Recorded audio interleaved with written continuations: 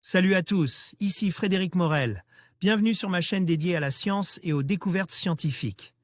Si vous êtes passionné par l'exploration de notre univers et les avancées scientifiques, pensez à vous abonner. Aujourd'hui, on plonge dans un sujet fascinant qui repousse les limites de notre compréhension. Allons-y. Bonjour à tous et bienvenue sur ma chaîne. Aujourd'hui, je vais vous parler d'un sujet fascinant, l'origine de la vie et comment des molécules essentielles, comme les peptides, pourraient se former dans l'espace interstellaire. Nous explorons ensemble les dernières découvertes scientifiques qui suggèrent que les conditions dans l'univers pourraient être propices à la création de ces éléments fondamentaux. Restez avec moi pour découvrir comment ces petites chaînes d'acides amines pourraient avoir joué un rôle crucial dans l'émergence de la vie sur notre planète. C'est parti! Ils stabilisent les cellules. Ils transportent des substances.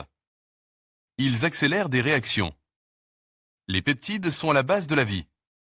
Et des chercheurs viennent de découvrir qu'ils peuvent se former sur des grains de poussières interstellaires, avant même que ceux-ci ne tombent sur une planète comme la Terre. Les protéines sont à la base de la vie. Des macromolécules composées d'un enchaînement de peptides-peptides. Aujourd'hui, des chercheurs de l'Institut Max Planck, Allemagne, montrent comment ces peptides peuvent apparaître à la surface glacée. De poussières interstellaires. À partir d'une nouvelle forme de réaction chimique. De quoi renforcer l'idée que les premières briques de la vie ont émergé dans l'espace. Les chercheurs avancent que la couche de glace qui se forme naturellement autour des grains de poussière qui inondent le milieu interstellaire joue un rôle clé. Car elle constitue comme un laboratoire de chimie cosmique, un substrat sur lequel des molécules peuvent s'accumuler et se rapprocher suffisamment les unes des autres, jusqu'à ce que des réactions chimiques se produisent. Pour comprendre à quel point les molécules qui se forment ainsi peuvent devenir complexes, les chercheurs ont d'abord mis au point, il y a presque 10 ans maintenant, une technique de production d'atomes de carbone-carbone, C, à basse énergie d'énergie adapto. Expérience à basse température. Ces atomes de carbone sont étonnamment réactifs. Ils agissent comme une sorte de école moléculaire et transforment ainsi des substances inorganiques en substances organiques. Commente Serge Krasnokutski, astronome, dans un communiqué de l'Institut Max Planck. En faisant appel à une réaction chimique différente de celles imaginées jusqu'ici, des chercheurs de l'Institut Max Planck, Allemagne, montrent comment des peptides peuvent se former sur des poussières interstellaires avant même d'être transportés sur Terre à dose de comète. Serge Krasnokutski, MPIA Graphics, département de la glycine aux peptides. Avec l'appui de calculs théoriques, son équipe avait déjà montré, en 2020, que la glycine est l'acide amine le plus simple, mais qui joue un rôle important pour la vie sur Terre, pouvait se former sur des grains de poussières interstellaires. Alors pourquoi ne pas imaginer que des acides amines puissent aussi former des molécules plus complexes encore? Des peptides, par exemple. Peut-être parce que le processus n'est pas si simple. Pour que la polymérisation se fasse, pour qu'une chaîne d'acides amines se forme, il faut libérer les dits acides amines de leurs molécules d'eau.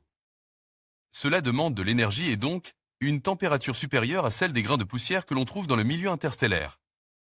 Pourtant, des calculs de chimie quantique semblent montrer que, dans les conditions qui existent dans ces environnements, la réaction qui transforme le monoxyde de carbone, CO, le carbone, C, et l'ammoniac, NH3, en un précurseur de la glycine à laquelle il ne manque qu'une molécule d'eau, H2O, se produit spontanément grâce à l'effet tunnel.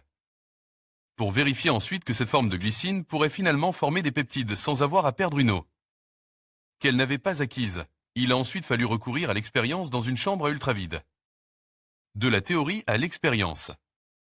Sur un disque de bromure de potassium d'un diamètre de 2,5 cm et de 2 mm d'épaisseur, les chercheurs ont déposé du monoxyde de carbone, du carbone et l'ammoniac. Une couche d'à peine quelques dizaines de molécules. Ils ont refroidi le tout à environ 10 Kelvin. À l'aide d'un spectrographe infrarouge, ils ont observé la formation du précurseur de la glycine attendue. Les chercheurs ont ensuite réchauffé le tout. À environ 110 Kelvin, la spectroscopie infrarouge montre des signes révélateurs de la présence d'un type de liaison chimique qui maintient les acides aminants entre eux aussi bien dans les courtes chaînes moléculaires des peptides que dans les chaînes plus longues des protéines. De retour dans le milieu interstellaire, un tel réchauffement pourrait se produire lorsqu'une étoile commence à se former. Ou lorsque les poussières tombent sur la surface d'une planète, à dos d'eau de comète, par exemple. Ce nouveau scénario de formation des premières molécules de la vie proposé par les chercheurs de l'Institut Max Planck repose donc uniquement sur des espèces atomiques et moléculaires extrêmement abondantes dans le milieu interstellaire. Il ne nécessitait plus d'apport en énergie. Reste désormais à vérifier expérimentalement que d'autres peptides que ceux simplement à base de glycine peuvent ainsi voir le jour. En conclusion, notre exploration des origines de la vie nous a révélé que les peptides, ces molécules essentielles à la formation des protéines, peuvent se former dans l'espace interstellaire. Cette découverte ouvre de nouvelles perspectives sur la manière dont la vie pourrait émerger non seulement sur notre planète, mais aussi ailleurs dans l'univers. Les recherches continuent d'approfondir notre compréhension des processus chimiques qui pourraient avoir eu lieu dans les conditions extrêmes de l'espace. Ainsi, la quête de la vie au-delà de la Terre prend un nouveau tournant fascinant, nous incitant à envisager des possibilités infinies. Merci de nous avoir accompagnés dans cette aventure scientifique.